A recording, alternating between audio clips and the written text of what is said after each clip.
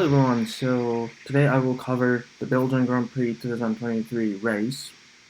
The race was really spectacular because I obviously support Yuki and he showed us a overtake show for a long time throughout the race, and their strategy was just awesome. So today I'm going to focus on Yuki Tsunoda's why could he gain so much positions, and why could he, overcut or undercut some of the people, and how is the Tyre strategy differed for different drivers, and show you a couple of, data plots, and we'll just conclude the discussion in the end. So the plot that you're looking at right now is the position lap by lap plot. There's a moment where Perez actually led the race. However, Verstappen actually overtook him on the track, and he won the race in the end. Also, Piastri, even though he got I think P5 in the qualifying session. However, he didn't make it to the race because of the incident at the turn 1 in the opening lap between Sainz and Piastri, Sainz and himself. So Piastri lost his. Piastri needed to retire the car, and he couldn't finish the race even though he got a really nice good position. And Sainz as well. Sainz hit Piastri, and he lost some aero parts. The radio said 5% of aero parts, and I didn't expect that much of the time loss because of that car damage on the car. However, he lost position so much, and he eventually retired from the race. And it was a tough race for Sainz and Piastri.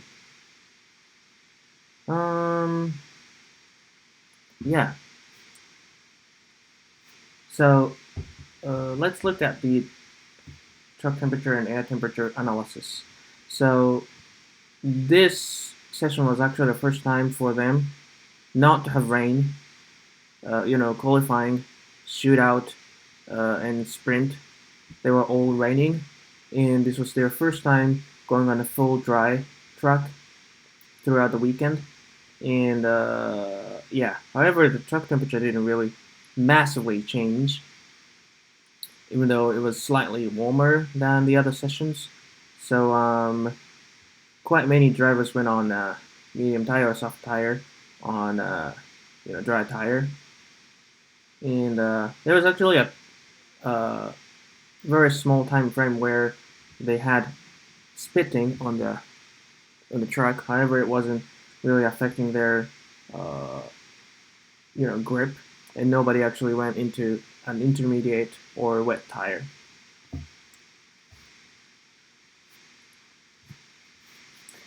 Okay, so let's look at the tire strategy comparison. All the drivers in P10, I guess, actually started on soft tire. Not all, but quite many. And many drivers took two-stop strategies. However, George Russell over here, Pierre Gasly, and Lance Stroll took the one-stop strategy, which is a little bit conservative strategy. And Gasly actually made 22 or 21 laps on his soft tire for the first stint. This is really incredible because soft tire typically does not last that much long time, and he didn't actually lose many positions on the track even in his first stint. And look at Lando Norris. He actually drove on his soft tire for more than 20 laps, more than a half of the race. Um, Even though, you know, towards the end of the race, there is a tire rubber on the track and less fuel, so less tire degradation towards the end of the race. But it is incredible that he could drive his McLaren on the soft tire for this much long. His tire management skill is on another level for this race.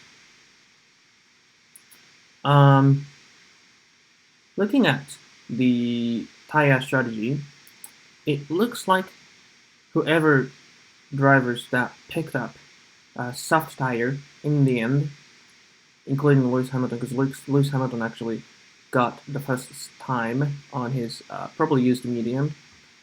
Uh, so all the drivers up in P10 got soft tire on their last stint, which probably means that the tire degradation wasn't that high on this Spa-Francorchamps circuit this year, and they could make up time by pitting 2 times and driving on a fresher tire.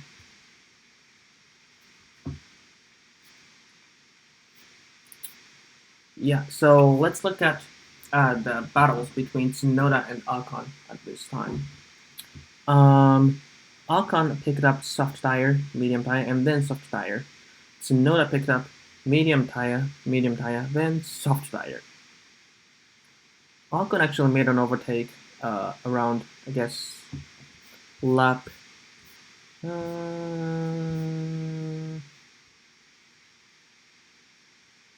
38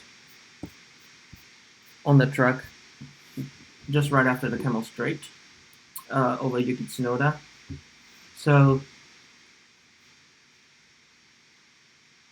yeah, he didn't strategically make overtake on over Yuki Tsunoda. I mean, like, Ocon didn't make a overtake off the track, like doing undercut or overcut against Yuki Tsunoda. However, Ocon had more pace on his car, and Yuki, it looked like didn't what would you call resist Ocon so strong. Uh, some other analysts actually say that if you remember Yuki Tsunoda and Zhou Guanyu had a battle around first and second corner in Spain, Catalonia, and Yuki got a penalty for pushing Zhou Guanyu outside the track after the first corner, even though it was a really weird judgment by the stewards. However, Yuki didn't take risks at this time and chose to get 1 point over, you know, making the risk and getting 2 points or losing all the points. Because at this time, Gasly was actually right behind him. So even though he could defend Ocon at this time, Ocon might have been able to make another, not another, but overtake in some of the places later in the race, and eventually Tsunoda could drop in P10 and caught by Gasly, and either Tsunoda could be overtaken by Gasly or overtaken by Gasly by having added time on his race time overall, because probably he got a penalty by potential infringement on Ocon or potential non-sportsmanship behavior around that corner. So Tsunoda was actually clever, and he got he got the maximum of what he could for the team. That was really mature race, and that's he should be praised for his gentleman racing behavior and his uh, coolness, cleverness, and his judgment was absolutely great. Okay, so let's look at the scatter plot, the lap time scatter plot. It looks like Ocon didn't really do a great first stint over here. Well, this is because the first couple of laps are really messy at any circuit, and there's no much rubber around the circuit, so the tire degradation should be the highest in the first stint, and tire degradation will go less towards the end of the race. And Yuki had his first stint actually faster than Ocon. So the pink line actually shows the average lap time per stint. Yuki didn't make any mistake in the pit stop, nor as Ocon. So the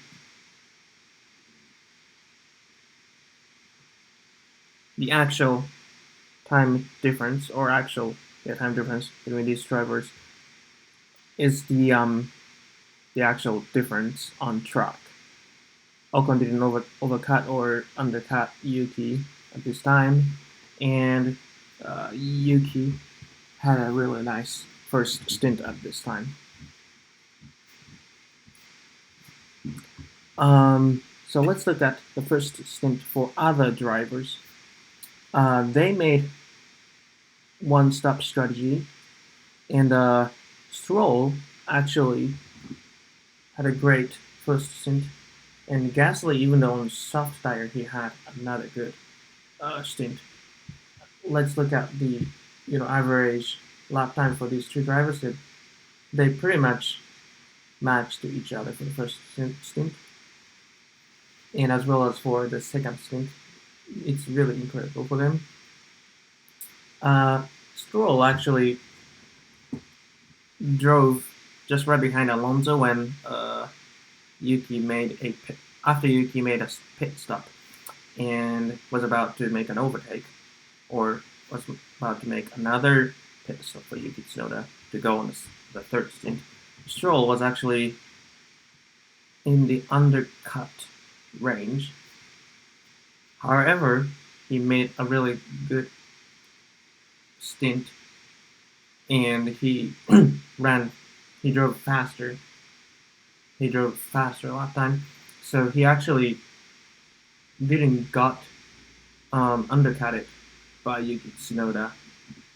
Well, the strategy for these drivers is a little bit different, so we can't really say it's undercut or overcut, but he didn't let Yuki Tsunoda make a overtake off the track. However, Gasly actually didn't make his strategy working.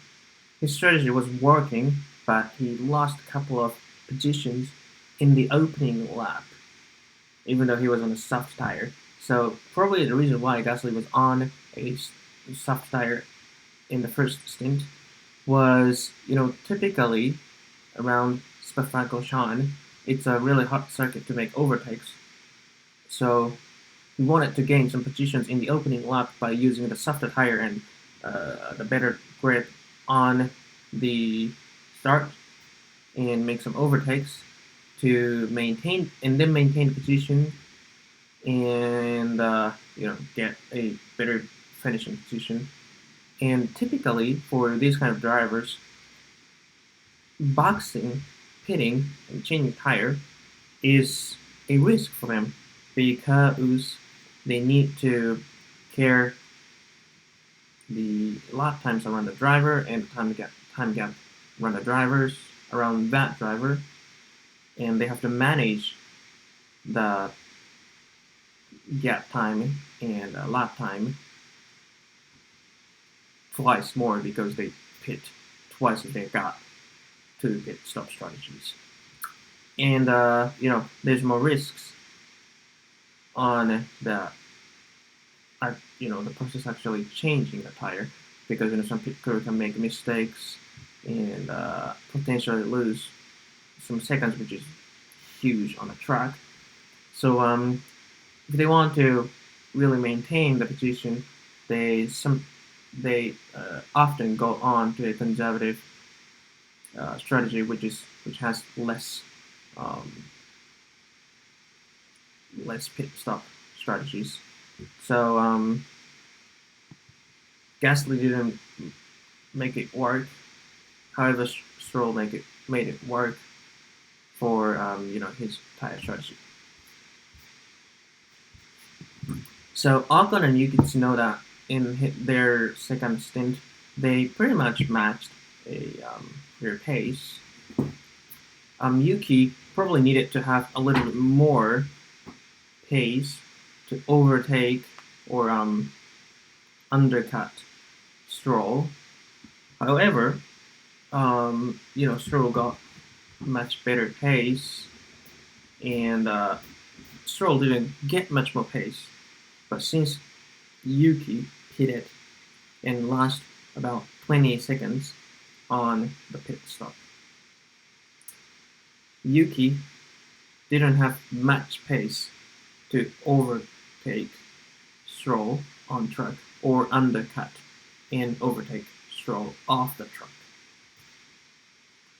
Looking at the average time for Yuki Tsunoda and Ocon on their second stint, Ocon actually had slower average time, and Yuki had faster average time, which is probably between like 0.2 or 0.1 seconds. However, they went on the second stint for about 15 laps, so it's going to be accumulating like how many? 1.5 seconds or 3 seconds between several seconds. And we actually saw Yuki actually lift and coast it so many times and didn't really attack his tire so much to maintain his pace and to manage the tire with less tire degradation. And Stroll here, probably his average time for the first stint was slightly less than 115. And that for Yuki Tsunoda was a little bit less. But think about making a pit stop. By the lap 20. If he would like to undercut Lance Stroll by the end of his, right after his Lance Stroll's first pit stop, which is around lap 20, if the pit stop time is roughly 20 seconds on the track, Yuki needed to make 20 seconds somehow in his first and second stint, which means Yuki needed to be 1 second faster for all the laps, theoretically. However, it is really hard, and if he has done it, if he did it, he is attacking his tire much more, aggressively, and the tire will go off. Tire degradation is really high, so he can lose the time so much than it needed to be to overtake or maintain his position. Some driver actually says if you save the tire for the first couple of laps, it actually gives you more grip and more tire duration than using the tire or than attacking the tire so strong and try to maintain the tire life for the laps in the later in the stint. So actually, saving the tire in the first couple of laps in the stint is really important. I think, which is what Lance Stroll did, and he eventually went mastered really nice pace over here in the middle of his stint, and then he didn't lose really much time against Yuki Tsunoda, and he prevented Yuki from undercutting himself, undercutting Lance Stroll. Okay, for the third stint, which is where the battle comes in between Ocon and Yuki Tsunoda. In the first, at the first glance, actually, Ocon might be able to see, Ocon might be able to see that he didn't really maintain his race pace in the third stint, and Yuki does look like he has more consistency on his third lap. However, when you compare the average time for the third stint between Ocon and Tsunoda, Ocon has actually have more pace. And this is where Ocon made a overtake against Yuki Tsunoda. Yeah, he's got better pace against Yuki, and he overtook himself, Yuki, on the track. And for the other two drivers, their last stint was great. Their average lap time was 112.5 or so, which is not really significant difference for Yuki. However, Ocon had more pace. Well, so if Gasly wanted to finish higher than Ocon, or Ocon needed to actually make a lot faster average lap time against Gasly if he wanted to finish higher than Gasly, which he did. Over 20 laps, he made roughly 1 second faster average lap time, which accumulates 20 seconds. And remember that Gasly and Ocon drove their last stint for 20 laps, which matches, but which explains the time gap, or that explains why Ocon actually finished in higher position than Gasly, even though he made a lot more pit stops. Stroll showed another consistency for his last stint, even though he was on a soft tire. His time management was great, and he didn't let Yuki undercut Yuki. No, he didn't let Yuki undercut himself, Stroll.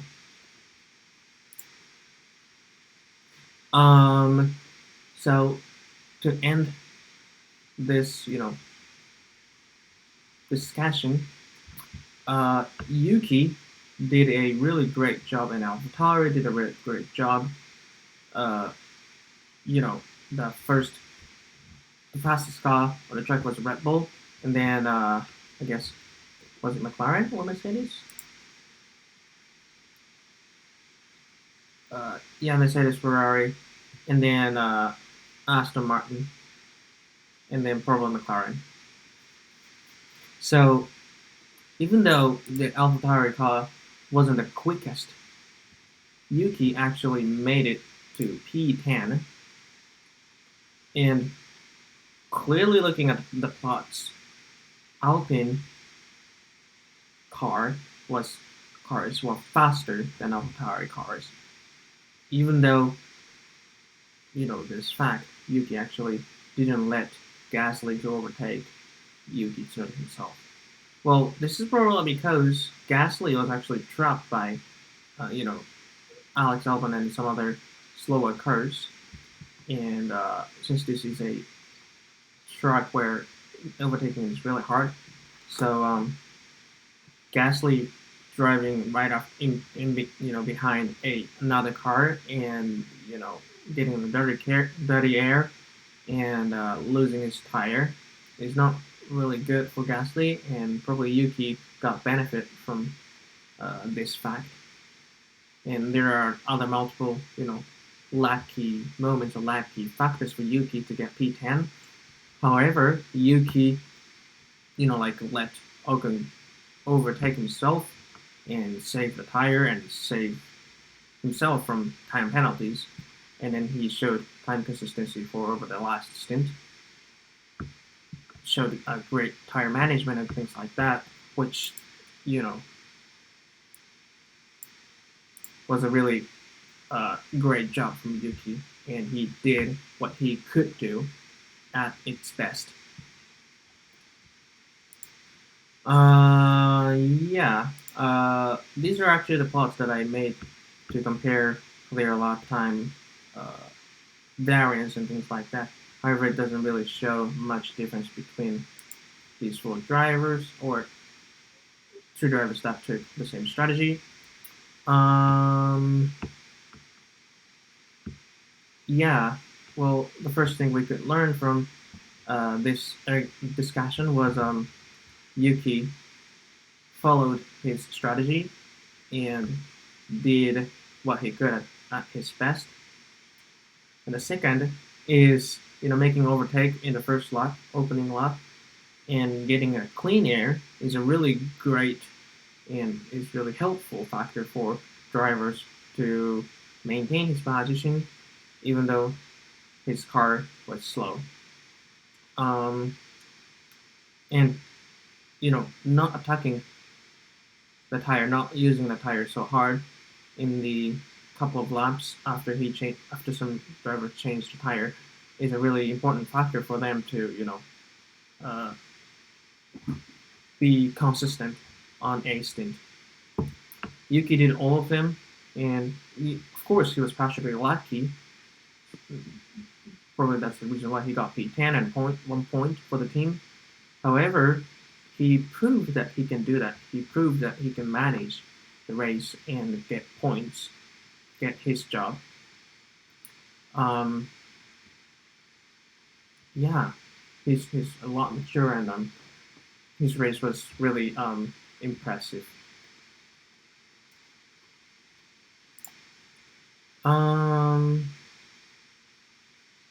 Yeah, this is a lap time distribution plot where I typically show every time. However, yeah, we went over so deep for Yuki's lap and Stroll, Ocon, and Gasly's lap.